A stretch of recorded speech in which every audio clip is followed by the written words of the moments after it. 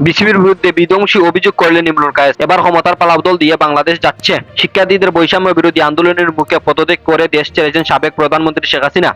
ফলে বিভিন্ন অঙ্গনের নেতৃত্ব পরিবর্তনের জোরদার দাবি জানাচ্ছেন তিনি। যে ধারাবাহিকতায় এবার বাংলাদেশ ক্রিকেট বোর্ড বিসিবির নেতৃত্ব পরিবর্তনের দাবি জানিয়ে ক্রিকেটার ইমরুল কায়েস। একই সঙ্গে তিনি বিসিবির বিরুদ্ধে বিধ্বংসী অভিযোগ তুলেছেন। এদিকে সামাজিক যোগাযোগ মাধ্যমে ফেসবুকের অফিসিয়াল পেজে একটি পোস্ট করে একথা জানান কায়েস। অনুসারীদের সালাম দিয়ে তিনি পরিবর্তনের দাবি জানিয়েছেন। লিখেছেন, স্বাধীন বাংলাদেশের আশা করি সবাই ভালো আছেন। বাংলাদেশ ক্রিকেট বোর্ডের ক্ষমতা ও কালো তাবা থেকে মুক্ত করতে হবে।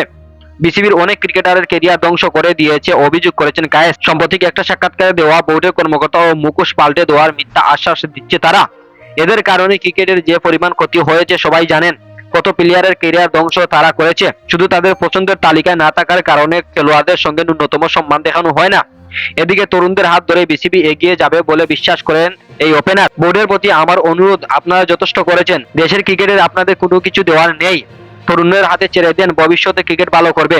তারা এগিয়ে নিয়ে যেতে পারবে, ক্রিকেটকে আশা বড় সাফল্য আনতে পারবে, যেখানে মাথা উঁচু করে থাকতে পারবে ক্রিকেটাররা ইনশাআল্লাহ। বিসিবি সভাপতি নাজমুল হাসান পাপন এবারের মতো প্রথমবারের মতো বাংলাদেশ যুব ও ক্রীড়া মন্ত্রী হয়েছিলেন।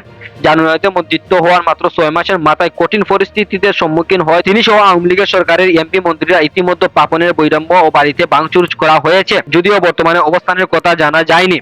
একইভাবে বিসিবির পরিচালকদের বড় একটি অংশ এ ঘটনায় থেকে গোপনে আছেন।